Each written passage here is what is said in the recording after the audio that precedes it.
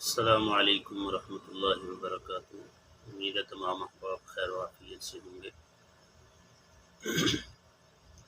جیسا کہ آپ حضرات کو معلوم ہے، رمضان المبارک کی مبارک ساعتیں اپنی برکتوں اور رحمتوں کے ساتھ تیزی سے رواں دواں ہیں۔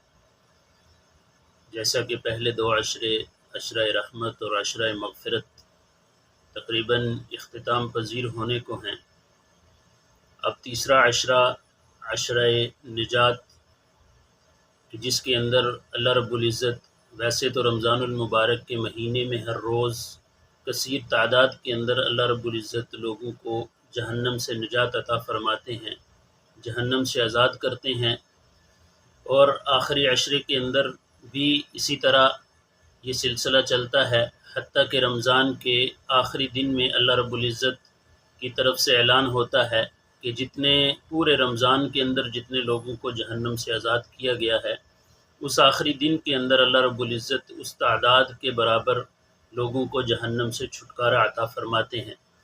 تو آخری عشرے کا جو سب سے بہترین عمل ہے وہ اعتکاف کا عمل ہے۔ رسول اللہ صلی اللہ علیہ وسلم نے جس کو اپنی زندگی میں فرمایا ہے، اور حضرت اماں عائشہ صدیقہ رضی اللہ تعالی عنہ فرماتی ہیں کہ آپ صلی اللہ علیہ وسلم نے ہر سال رمضان المبارک کے آخری 10 دن کا اعتکاف فرمایا، اور اعتکاف کی فضیلت کیا ہے اس کے بارے میں آج ہم حدیث میں ذکر کریں گے۔ بسم اللہ الرحمن الرحیم۔ جزا اللہ عنا سیدنا محمد صلی اللہ علیہ وسلم ما هو اہلہ۔ عن ابن عباس رضی اللہ تعالی عنہما عن النبی صلی اللہ علیہ وسلم قال من اعتکف یوما ابتغاء وجہ اللہ تعالی جعل اللہ بینہ وبین النار 3 خنادق کل خندق ابعد مما بین الخافقین۔ رواہ المعجم الاوسط الطبرانی۔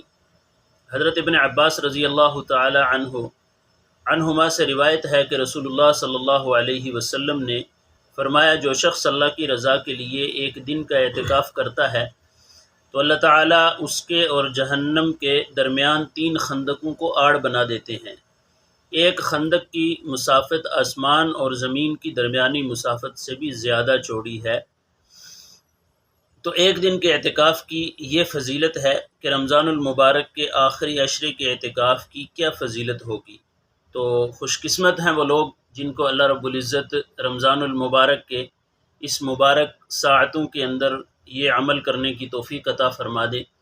تو اللہ ہم سب کو توفیق عطا فرمائے رمضان المبارک کی ان ساعتوں کے اندر اعتکاف کرنا، اور آپ صلی اللہ علیہ وسلم کی اس سنت کو زندہ کرنا، یہ بڑی خوش قسمتی کی بات ہے۔ اللہ پاک ہم سب کو جو رمضان المبارک کی ساعتیں باقی ہیں ان کی قدردانی کی توفیق عطا فرمائے۔